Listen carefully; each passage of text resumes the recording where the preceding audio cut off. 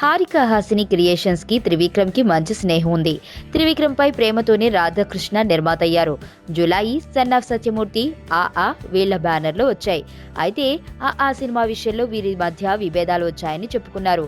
త్రివిక్రమ్ తన టీం ని ఇష్టం వచ్చినట్లు మార్చేశారని, సినిమా ఆలస్యంతో పాటు బడ్జెట్ కూడా బాగా పెరిగిపోయిందని, అలాగే ఈ సినిమా ఇంటర్వ్యూలకు త్రివిక్రమ్ రాకపోవడంతో రాధాకృష్ణ అసహనం వ్యక్తం చేశాడని, అందుకే ఇద్దరి మధ్య గ్యాప్ వచ్చిందని చెప్పుకున్నారు. ఇప్పుడు దీనికి ఊతనిచ్చే మరో పరిణామం జరిగింది. త్రివిక్రమ్, మహేష్ కలయికలో ఓ సినిమా తెరకెక్కనున్న సంగతి తెలిసిందే. ఈ చిత్రాన్ని రాధాకృష్ణ నిర్మించాలి. అయితే ఇప్పుడు ఈ సినిమా చేతులు మారిపోయింది.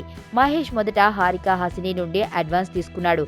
అయితే సినిమా ఆలస్యం అవడంతో అది బ్యాక్ అయింది. ఇప్పుడు మహేష్ మైత్రికి డేట్స్ ఇచ్చేశాడు. వాస్తవానికి మొదట అనుకున్న కమిట్మెంట్ ప్రకారం అయితే హారిక హాసినితోనే సినిమా చేయాలి.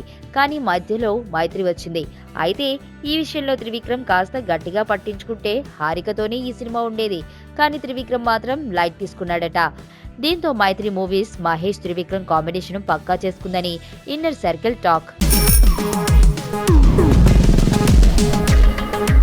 ప్రపంచంలో ప్రతి ప్రేమ కథ మధురంగా ఉంటుంది. మనది మనకు మరీ అద్భుతంగా ఉంటుంది.